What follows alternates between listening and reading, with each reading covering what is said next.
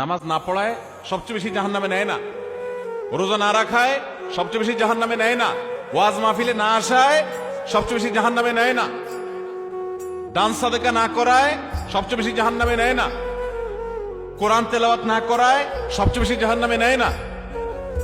তাহলে কিসের সবচেয়ে বেশি জাহান্নামে নেয় মানুষকে? সুইলা রাসূলুল্লাহ সাল্লাল্লাহু আলাইহি সাল্লাম আন আকসারি মা ইউদখিলুন নাস আন-নার, মানুষকে সবচেয়ে বেশি জাহান্নামে নেয় কোন জিনিসে জিজ্ঞাসা করা হয়েছে। নবীজি বলেছেন দুই জিনিস, আল ফামু ওয়াল ফারাজ, মানুষের জিহ্বা, মুখ এবং লজ্জাস্থান, এই দুইটা অঙ্গ মানুষকে সবচেয়ে বেশি জাহান্নামে নিয়ে যায়। সবচেয়ে বেশি জাহান্নামে নিবে এই দুইটা অঙ্গ।